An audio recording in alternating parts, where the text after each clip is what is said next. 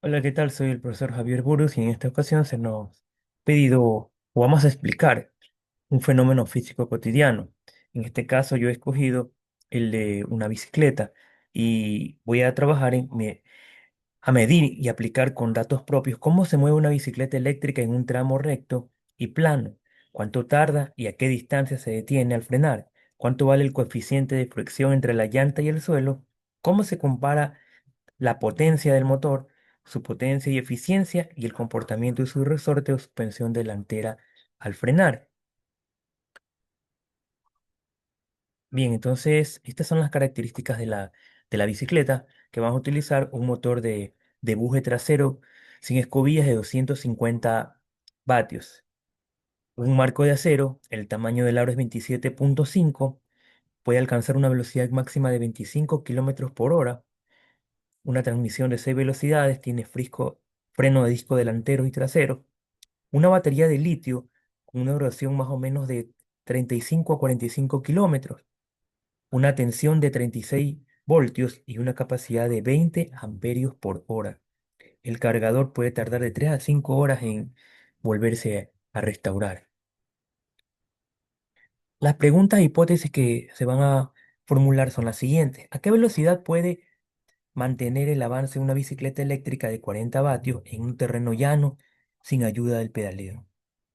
¿Cuál es la aceleración del frenado, el coeficiente de fricción y la distancia de detención desde una velocidad típica?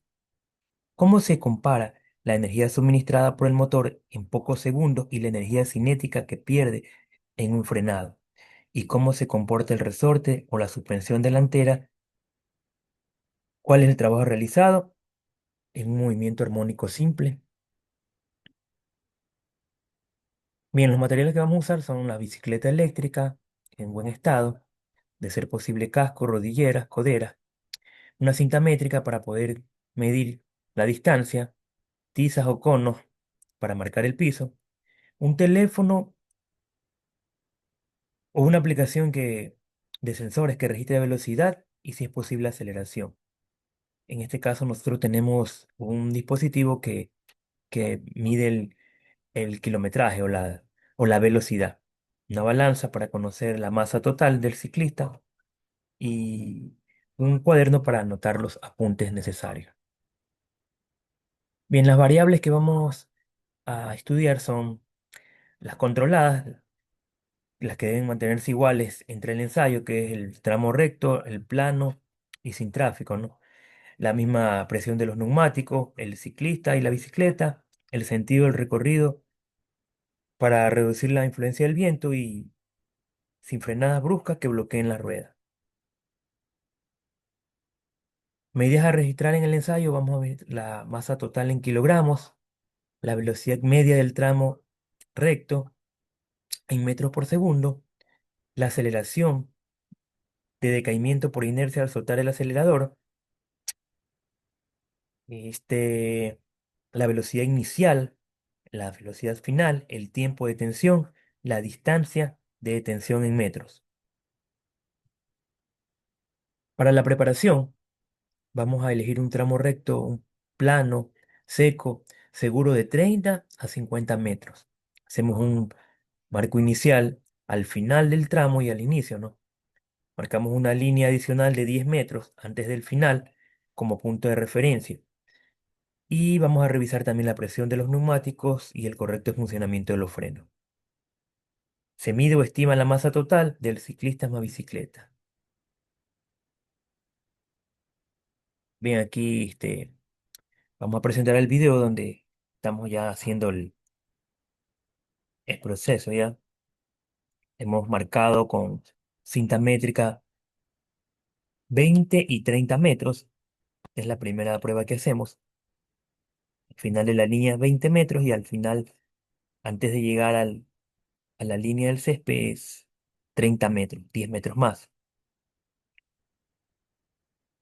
Aquí podemos también observar cómo la bicicleta está con el dispositivo que mide la velocidad.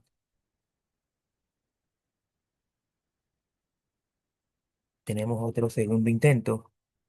Hicimos varios ensayos, ¿no? Para poder obtener diferentes valores y poder tener un número aproximado más exacto, se puede decir. Otro ensayo también.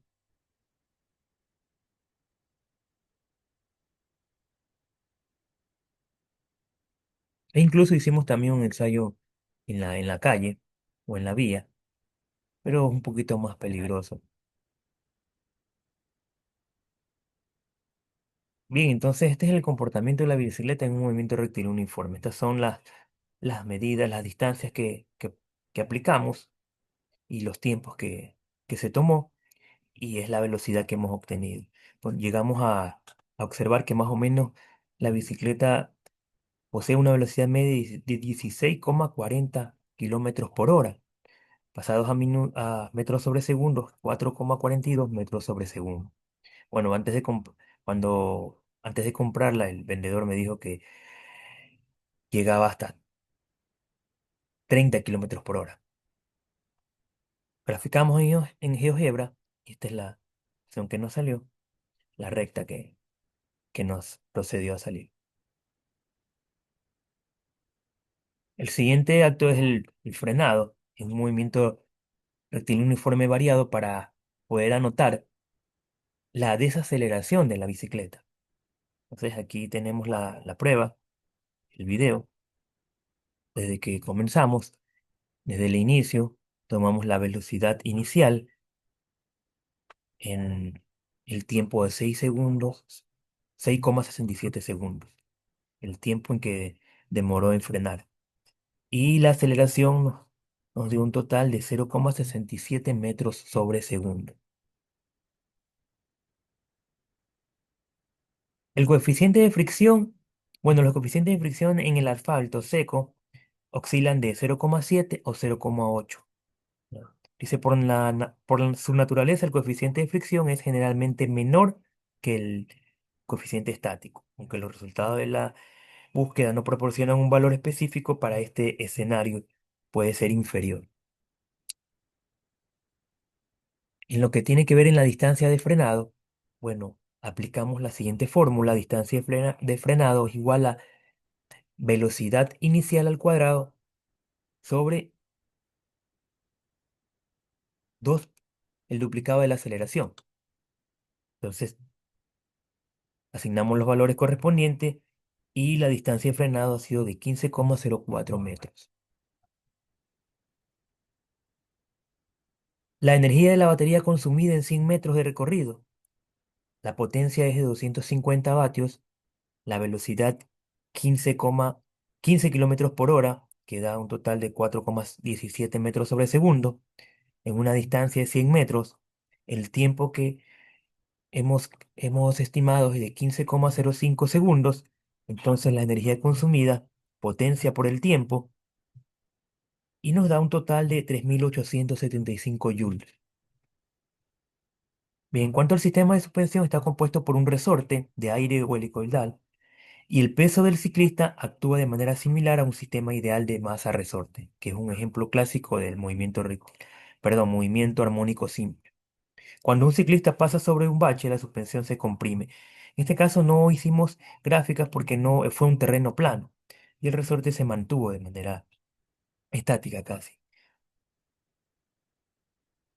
Las conclusiones: podemos anotar que la potencia requerida aumenta al subir la velocidad.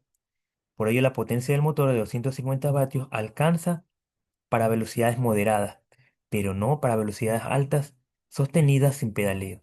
La distancia de detención crece con el cuadrado de la velocidad inicial. Al duplicar la velocidad, cuadruplica la distancia aproximada. El coeficiente de fricción estimado debe ser el coeficiente con el tipo de superficie, valores intermedios en asfalto seco que indican una buena adherencia.